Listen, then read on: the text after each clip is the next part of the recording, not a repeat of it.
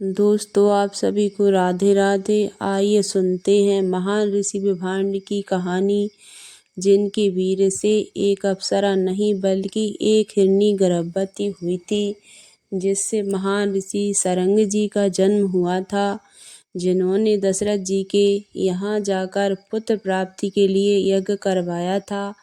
आप इस वीडियो को अंत तक जरूर देखें। वीडियो शुरू करने से पहले एक और निवेदन है, आप कमेंट बॉक्स में हर हर महादेव अवश्य लिखें। आइए जानते हैं महाभारत के अध्याय 110 से इस कहानी को प्रारंभ करते हैं।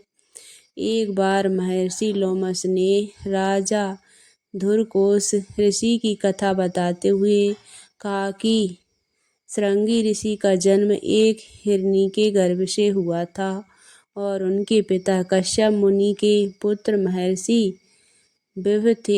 इतनी रोचक सी बात को सुनकर धुन ने लोमस ऋषि से पूछा, मैं ऋषि रंगी एक मनुष्य यानी जीव एक पशु यानी जीव से समागम कैसे कर सकता है? ना तो धर्म संबंध है, ना ही व्यवहार, और इस संसर्ग से एक बच्चे की प्राप्ति कैसे हो सकती है? और इस प्राकृतिक संसर्ग से जन्म हुआ बच्चा एक महान ऋषि कैसे हो सकता है? कृपया मुझे इन सब बातों को विस्तार पूर्वक समझाइए। लोमस ऋषि ने दुष्ट जी की पीड़ा को समझा और कथा विस्तार पूर्वक बताने लगे। उन्होंने कहा कि महर्षि कश्यप के पुत्र महर्षि विभाकर थे। एक कुंड में रहकर घनघोर तपस्या किया करते थे। उनकी तपस्या इतनी कठिन थी कि उस समय उनके जैसा तपस्या करने वाला इस धरती पर कोई विद्वान नहीं था। अपनी तपस्या के प्रभाव से वे प्रजापति ब्रह्मा के समान हो गए थे। उन्होंने अपने वीर के अमोघ रखते हुए इस तपस्या को प्रारंभ किया, उसे लगातार बनाए रखे। उनके तेज से देवताओं के मन में जलन उत्पन्न हो गई। सभी देवता उनके तेज को अपने बर्दाश्त नहीं कर सके, इसलिए उन्होंने इंद्र से इसके लिए याचना की। किसी तरह विभांडिक मुनि के तप को खंडित किया जाए। इंद्र की हमेशा ही भयभीत रहा करते थे कि कोई अपनी तपस्या से उनके इंद्र पद को प्राप्त न कर ले। देवताओं के बाद उन्होंने विभा मुनि की तपस्या को भंग करने के लिए अपनी अप्सराओं में सबसे श्रेष्ठ अप्सरा उर्वशी को उसके पास भेजा। उर्वशी अपने पूरे सौंदर्य के साथ विभाकर जा पहुंची। विभाकर में ध्यान लगाए तपस्या में लीन थे। वहां जाकर उर्वशी ने अपने सौंदर्य का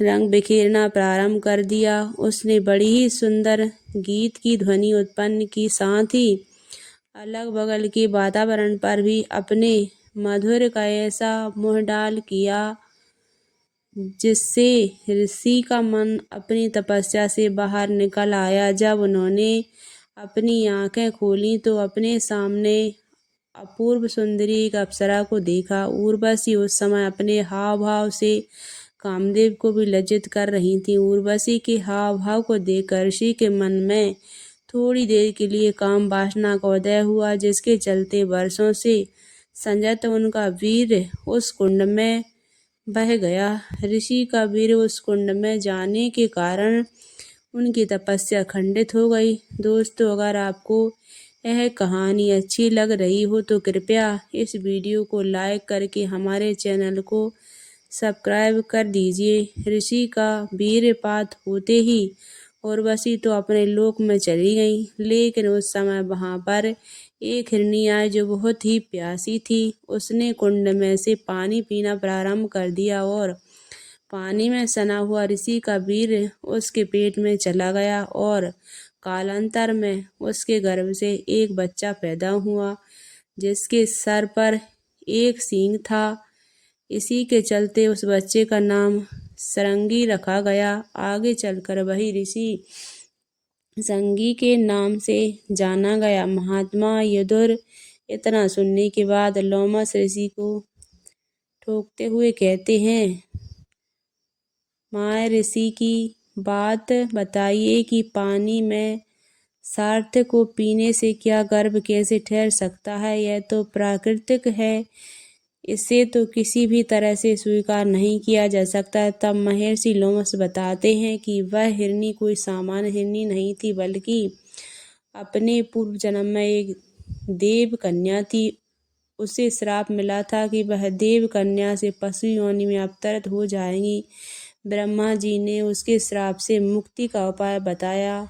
जब वह किसी भी ऋषि का वीर्य अपने गर्भ में धारण करेंगी और एक पुत्र को उत्पन्न कर देंगी तो वह श्राप से मुक्त हो जाएंगी और वापस देव कन्या बन जाएंगी। महर्षि लोमस कहते हैं कि प्रजापति की कोई भी बात कभी असत्य नहीं हो सकती और इसलिए उनकी वाणी को सत्य करने के लिए कभी कभी कुछ बार लौकिक चीज हो जाती हैं जिन्हें हम सामान्य मनुष्य अपनी मेघा में समझ नहीं सकते। फिर भी कथा को आगे बढ़ाते हुए कहते हैं, क्योंकि वह विंड ऋषि के पुत्र थे, इसलिए विभांडिक ऋषि ने उसकी लालन पालन अपने ही पास लगे, जो कि नगर के बहुत दूर था। ऋषि रंगी ने युवावस्था तक अपने पिता के अलावा किसी भी मनुष्य को नहीं देखा था और से दूर रखना चाहते थे, इसलिए उनके एक जंगल में क्रोध के कारण उस नगर में, जो कि जंगल से सटा हुआ था, अकाल पड़ गया।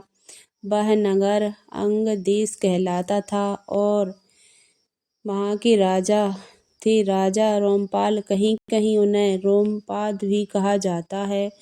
तो राजा रामपाल के राज्य में अकाल पड़ जाता है और वह अकाल लंबा चलने लगता है, क्योंकि विभाग ऋषि का क्रोध शांत नहीं हो रहा था। राजा रोमपाल बहुत प्रयास करके हार गए, लेकिन उनके राज से अकाल जाने का नाम ही नहीं ले रहा था। तब रोमपाल ने विभिन्न विद्वानों को अपने पास बुलाया और उनसे इस अकाल का दूर करने का उपाय पूछा। तब शास्त्रों में निपुण विद्वानों ने अपनी गणना से यह निष्कर्ष निकाला कि यदि किसी भी तरह से रंगी ऋषि के चरण राजा रोमपाल के नगर में पड़ जाएं तो यह अकाल समाप्त हो जाएगा। राजा रामपाल अयोध्या के दशरथ के परम मित्र थे। कथा में ऐसी बात आई कि जब दशरथ जी का विवाह कौशल्या जी से हुआ था और अपने वैवाहिक जीवन के पहले ही चरण में थे तो उन्हें एक पुत्री की प्राप्ति हुई थी और उस समय राजा रोमपाल का वैवाहिक जीवन अपने अंतिम चरण में चल रहा था, लेकिन उन्हें कोई भी संतान नहीं हुई थी। तब राजा रोमपाल ने अपने मित्र दशरथ से कहा कि मित्र, अभी तुम युवा हो, अभी तुम्हारा विवाह नया है, तुम्हें आगे चलकर अनेक संतानें मिलेंगी, लेकिन मैं अब लगता है कि संतान के सुख से दुखी रहूँगा। मैं चाहता हूँ कि तुम अपनी पुत्री को मुझे दे दो, मैं भी अपने जीवन की संतान का अनुभव कर सकूँगा। महाराज दशरथ अपने पुत्र का मान रखने के लिए अपने पुत्र को राजा रोमपाल को दे देते हैं और पुत्री का नाम राजा रोमपाल शांता रखते हैं। इधर जब विद्वान लोग उन्हें बताते हैं कि किसी तरह रंगी ऋषि को अपने राज में बुला लीजिए, उनके चरण आपके राज में पड़ेंगे तो वर्षा होगी। राजा रोमपाल उन्हें बुलाने का प्रयत्न करना प्रारंभ कर देते हैं। उन्हें पता चला कि श्रृंगी ऋषि ने अभी तक किसी भी मनुष्य को नहीं देखा और ना ही उन्होंने आज तक अन्न ग्रहण किया है, क्योंकि वह जंगल में रहते हैं और कंदमूल फल खा करके ही अपना जीवन बिताते हैं। तब राजा रोमपाल ने अपने नगर से कुछ सुंदर स्त्रियों को चुना और उनके आश्रम पर भेज दिया। वहाँ स्त्रियों उनके आश्रम के नज़दीक एक आश्रम बनाकर रहने लगीं। वे स्त्रियां श्रृंग ऋषि के पास जब जाती थीं तब उनके पिता भी विभांड अपनी तपस्या के लिए कुंड में चले जाते थे। वहाँ पर जाकर वह सरंग को तरह तरह की चीज़ें दिखाती थीं, उन्हें तमाम मीठी बातें बताती थीं। ऋषि रंगी के मन में उनके प्रति मात्र का ही भाव था, क्योंकि उनका परिचय कभी काम वासना से नहीं हुआ था। सारंगी ऋषि का हृदय अत्यंत निर्मल था।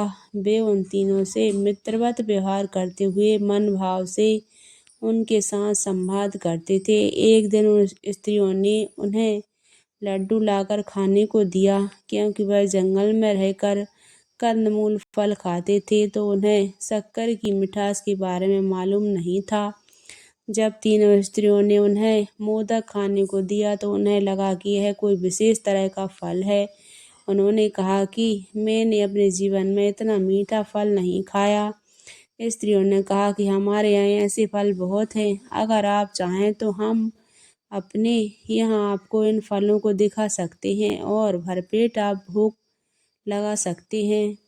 आप चाहें तो हमारे साथ ही हमारी जगह पर चलिए। तब संगी अपने पिता को बिना बताए राजा रामपाल के यहाँ जाने को तैयार हो गए। वे उन स्त्रियों के साथ रामपाल के नगर में आए। वहाँ पर वर्षा प्रारंभ हो गई और राजा रामपाल के राज्य से अकाल की समाप्ति हो गई। लेकिन राजा रामपाल जानते थे कि यह एक छल है। उन्हें डर था कि कहीं भी विभांड ऋषि वापस आकर उन्हें श्राप न दे दें, इसलिए उन्होंने विभांड ऋषि को महल में आने से पहले कुछ न कुछ तो करना चाहिए। उन्होंने भोले भाले ऋषि रंगी से अपनी पुत्री शांता का विवाह कर दिया। ऋषि रंगी विवाह के अर्थ को समुचित रूप से नहीं जानते थे, लेकिन शांता उन्हें बहुत अच्छी लगी।